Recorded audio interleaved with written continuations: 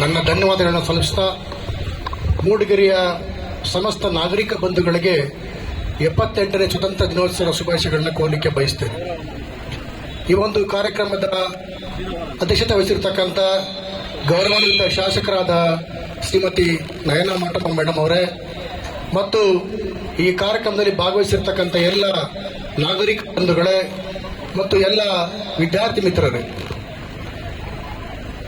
ಭಾರತದಲ್ಲಿ ಸುಮಾರು 7 ಪ್ರಮುಖ ಧರ್ಮಗಳಿವೆ, 6,000 ಜಾತಿಗಳಿವೆ, 53,000 ಉಪಜಾತಿಗಳಿವೆ, 2,000ಕ್ಕೂ ಹೆಚ್ಚು ಭಾಷೆಗಳಿವೆ, 30ಕ್ಕೂ ಹೆಚ್ಚು ರಾಜ್ಯಗಳಿವೆ, 4 ಲಕ್ಷಕ್ಕೂ ಹೆಚ್ಚು ಹಳ್ಳಿಗಳಿವೆ.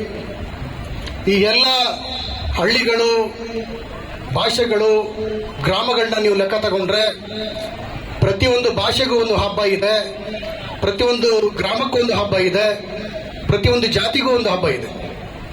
ಅವೆಲ್ಲವೂ ಕೂಡ ಆಯಾ ಜಾತಿಗಳು, ಆಯಾ ಧರ್ಮಗಳ, ಆಯಾ ರಾಜ್ಯಗಳ ಒಂದು ತಮ್ಮದೇ ಆದ ದಿನಾಂಕಗಳನ್ನ ನಿಗದಿಸಿಕೊಂಡು ಆಚರಣೆ ಮಾಡ್ತಿರ್ತಕ್ಕಂಥ ನಾವು ಕಾಣ್ತೀವಿ.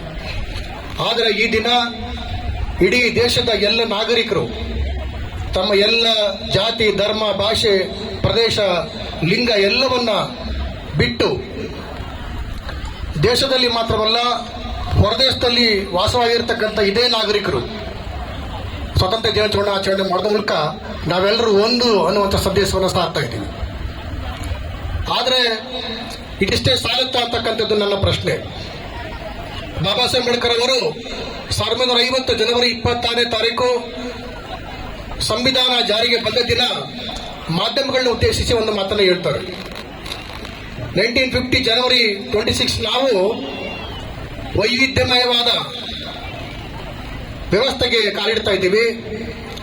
ನಮಗೆ ರಾಜಕೀಯವಾಗಿ ಸಮಾಜ ಸಿಕ್ಕಿದೆ, ಆದರೆ ಆರ್ಥಿಕವಾಗಿ ಮತ್ತು ಸಾಮಾಜಿಕವಾಗಿ ಅಸಮಾನತೆ ಹಾಗೆ ಮುಂದುವರೆದಿದೆ. ನಾವು ಎಷ್ಟು ಬೇಗ ಸಾಧ್ಯವೋ ಅಷ್ಟು ಬೇಗ ಈ ಆರ್ಥಿಕ ಮತ್ತು ಸಾಮಾಜಿಕ ಅಸಮಾನತೆಯನ್ನು ಒದಗಿಸಬೇಕು. ಆಗ ಮಾತ್ರ ಸಂಸದೀಯ ಪ್ರಜಾಪ್ರಭುತ್ವ ವ್ಯವಸ್ಥೆ ಅಥವಾ ರಾಜಕೀಯ ಪ್ರಜಾಪ್ರಭುತ್ವ ಉಳ್ಕೊಳ್ಳಕ್ಕೆ ಸಾಧ್ಯ. ನಾವು ರಾಜಕೀಯ ಸ್ವಾತಂತ್ರ್ಯವನ್ನು ಉಳಿಸ್ಕೋಬೇಕಾದ್ರೆ, ರಾಜಕೀಯ ಪ್ರಜಾಪ್ರಭುತ್ವ ಉಳಿಸ್ಕೋಬೇಕಾದ್ರೆ ಸಾಮಾಜಿಕ ಪ್ರಭುತ್ವ ಎಷ್ಟು ಬೇಗ ಸಾಧ್ಯವೋ ಅಷ್ಟು ಬೇಗ ಜಾರಿ ಆಗಬೇಕು, ಅನುಷ್ಠಾನಕ್ಕೆ ಬರಬೇಕು ಅನ್ನುವಂಥ ಮಾತನ್ನು ಹೇಳ್ತಾರೆ. ಇದೇ ಮಾತನ್ನ ಅವರು 1954ರ ಬಿಬಿಸಿಗೆ ಕೊಟ್ಟಂತ ಸಂದರ್ಶನದಲ್ಲಿ ಆರ್ಥಿಕ ಸಿದ್ಧಾಂತ ಏನು, what is your personal philosophy ಅಂತ ಪ್ರಶ್ನೆ ಕೇಳಿದಾಗ ಅವ್ರು ಹೇಳ್ತಾರೆ, my personal philosophy lies in liberty, equality, fraternity and justice. ಅದನ್ನೇ ಅವರು ಸಂವಿಧಾನದ ಪೀಠಿಕೆಯಲ್ಲಿ ಅಳವಡಿಸ್ತಾರೆ. ಆದ್ರಿಂದ ಬಂಧುಗಳೇ, ನಮಗೆ ಸ್ವತಂತ್ರ ಸಿಕ್ಕಿದೆ, ಆದರೆ ನಮ್ಮಲ್ಲಿ ಸೋದರತ್ವದ ಕೊರತೆ ಕಾಡ್ತಾ ಇದೆ. ಹಾಗಾಗಿ ನಾವೆಲ್ಲರೂ ಕೂಡ ಇವತ್ತು ಶಪಥ ಮಾಡಬೇಕಾಗಿದೆ. ಸೋದರತ್ವವನ್ನು ಸಾಧನೆ ಮಾಡತಕ್ಕಂಥದ್ದೇ ನಮ್ಮ ಬಹುದೊಡ್ಡ ಆದ್ಯತೆ ಆಗಬೇಕಾಗಿದೆ. ಒಂದು ಮಾತನ್ನ ನಾನು ಹೇಳಲಿಕ್ಕೆ ಬಯಸ್ತೇನೆ.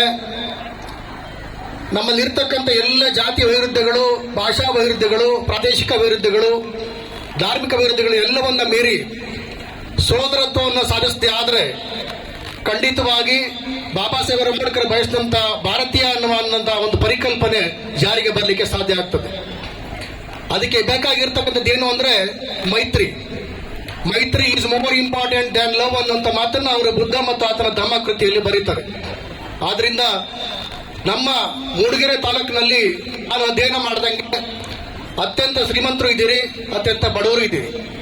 ಆದ್ರೆ ಇಲ್ಲಿ ಲಕ್ಷಾಂತರ ಜನ ಮೂಡಿಗೆರೆ ಸ್ಥಾಪನೆ ಆಗಿಂತ ಮೊದಲೇ ಕೂಡ ಹುಟ್ಟಿ ಮೂಡಿಗೆರೆ ತಾಲೂಕಾಗಿ ಇಲ್ಲಿವರೆಗೂ ಕೂಡ ಹುಟ್ಟಿ ಸತ್ತೋಗಿದ್ದಾರೆ.